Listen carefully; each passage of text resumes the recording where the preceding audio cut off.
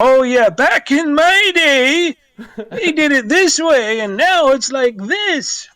There was one particular story in the old days where I wanted to bring back some old villains, and the note was, no, they're dead. Surge is based off of the Asura glitch. Lights, camera, action.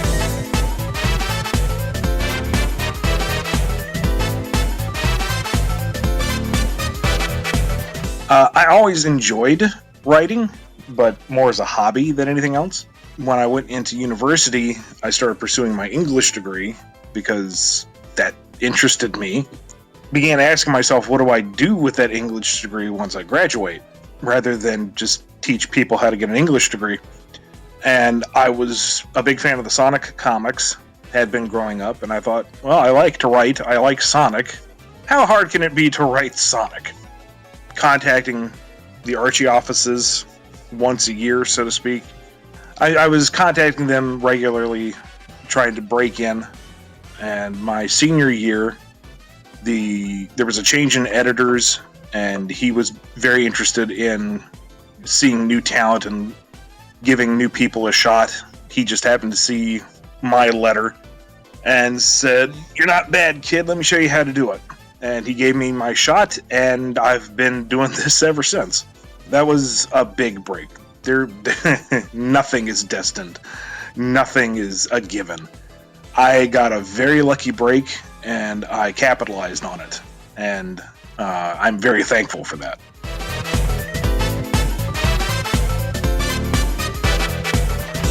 Kind of hard to say because I've been doing it so long. I'm very comfortable in the world of Sonic. I don't ever really feel too hard-pressed for ideas because it's such a rich and fertile franchise. You got a little bit of fantasy, you have a little bit of science fiction, you've got that kind of fun Saturday morning cartoon vibe, but it also is serious enough that you can do something dramatic and engaging with it. It's the gift that keeps on giving. It's just a great sandbox to play in. To always think, okay, how do I top myself? How do I go bigger and bolder and more exciting? And you can fall into that trap very easily. You can't do that. It rises exponentially, and you get to the point where you're doing stuff that's just so crazy that you can't follow up on it anymore.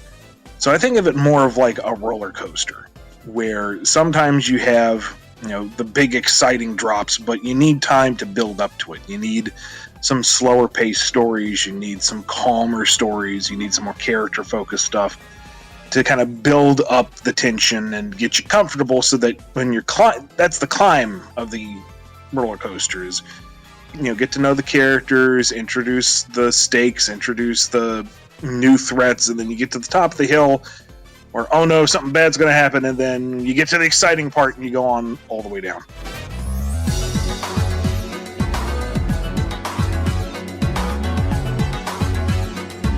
It makes me feel really good. I'm very glad that they are enjoying it, that they are finding things in the characters that they can relate to, or are just, that's nice. The whole point of this is to entertain, and so I'm very happy that they are entertained. Whenever we're introducing somebody new to the Sonic book, my approach is to say, how would they fit in a game? How would they act as a game character so that they feel at home in a series that's based off of a game? Previous comics were more story-based. What kind of character do we want to produce? What kind of story do we want to tell? And there's nothing wrong with that. Later into the Archie run, and very much in the IDW run, my focus has been, how do they feel like a Sonic character, and not just here's a character for the comic? And that way, if they become popular enough to become a game character, then that transition is easier and it makes sense. Like Tangle and Whisper got into the mobile games. Granted, that's not like full-fledged Sonic game. It's very simple mechanics, but they still feel like they fit in naturally. There's not a ton of female characters in the Sonic series.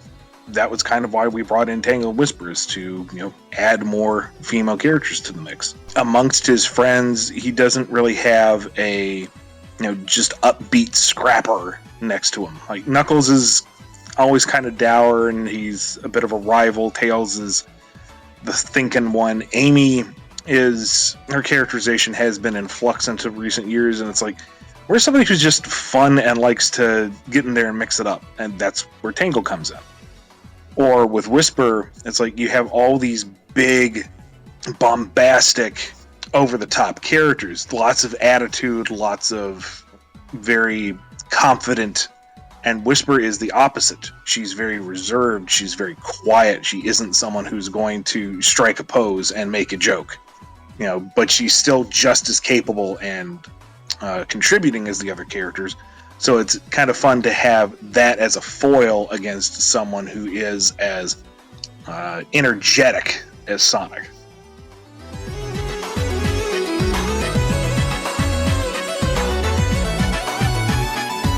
They were very specifically based off of old sprite corruptions from the classic games. When I was growing up, one of the big things within the fandom were these kind of pseudo characters based off of these corruptions. Like, Surge is based off of the Asura glitch, where in Sonic 2, if you play around in the debug mode, you can mess up Sonic's color palette so he's green with black markings. And when I was growing up, there was somebody who kind of first found this, named it Asura, gave him a whole backstory, and yada yada yada. And the fandom kind of just generally accepted that. It's like, okay, this is fanon now. We all kind of agree that this exists. So that, calling back to that, is kind of a love letter to the old fandom. And so Kitsunami, Surge, Dr. Starline, they're all based off of those glitch characters.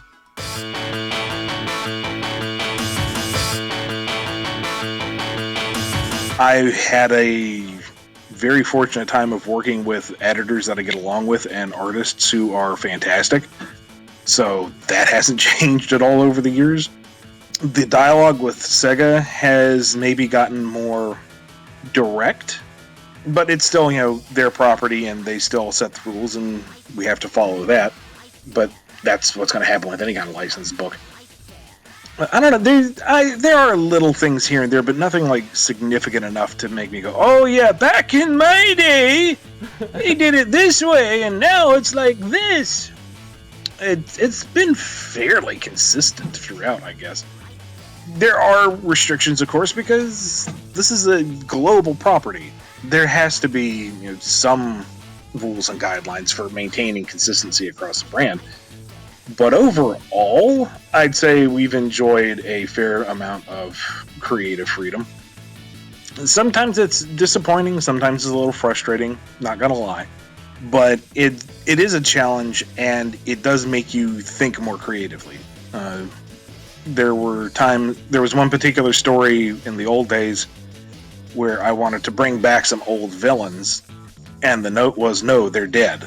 You can't touch them. And it's like, okay, well, how do we tell that story and achieve the same thing, but with new characters? And the new characters were better than the original pass. So, it's never a bad thing to be challenged with what you're working on.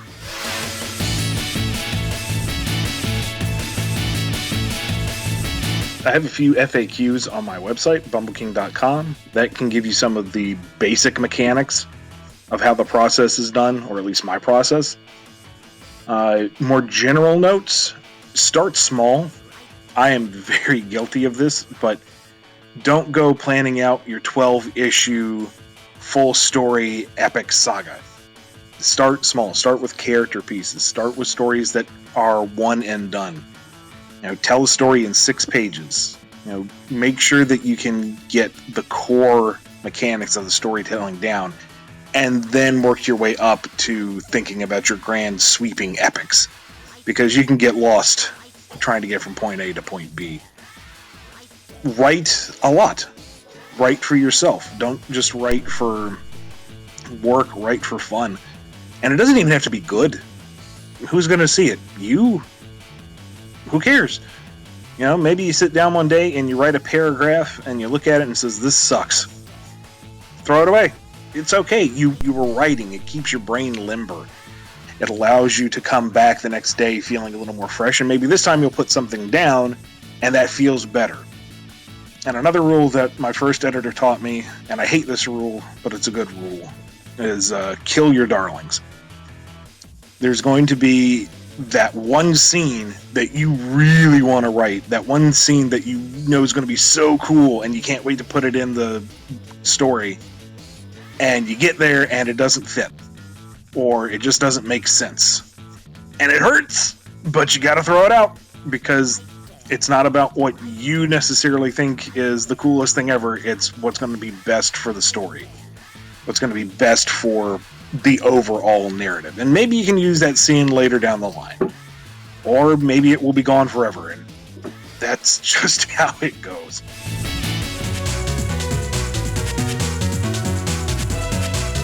Oh, it's hard to pick, but a couple of my favorites are Knuckles. He's always been cool. I'm so happy with what he's doing in the movie. Bean the Dynamite he's just fun to write. He's just goofy. And of course, Dr. Eggman, because I get to be absolutely vile when writing him, and everyone's like, "Oh, you write such a good Eggman." It's like, yes. That's just fun writing, sure.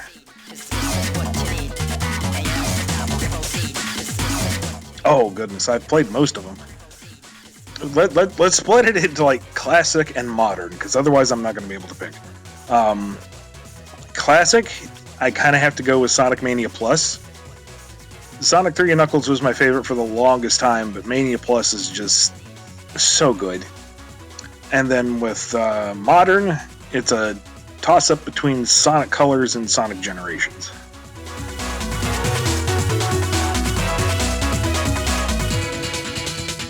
I mean, in general, I would love to see more Blaze and Silver show up in the games, but we've had them a fair bit in the comics. I don't know, we've gotten to touch most of, with the classic special we did last year.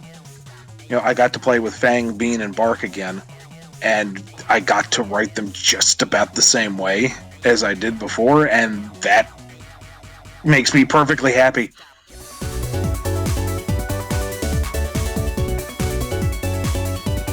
The Bumblecast. You can find links to that on bumbleking.com, or search for it on YouTube, where we're there. We started off as a general geek interest type of show, movies, video games, comic books, and then we would do a Q&A section at the end. And we found out that nobody cared about the talk, they just wanted the Q&A. So anybody can write in, anybody can ask any question that they want. We do priority Q&A on Mondays. That's for our sponsors over at patreon.com or ko-fi.com. Wednesdays we do the standard Q&A, and that's anybody and everybody. We have a long list of questions, but we're getting through it. And then the last Saturday of every month we do a live session where I just get on mic and people ask questions in the chat and I answer them as fast as I can.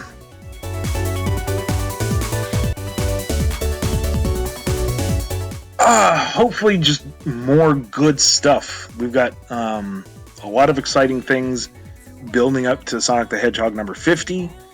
I hope folks enjoy Sonic Frontiers when it comes out. And there's a lot of other fun stuff that I know is coming, but I can't talk about it. So just stay tuned, and I'll do my best to continue to entertain. What we want, just you and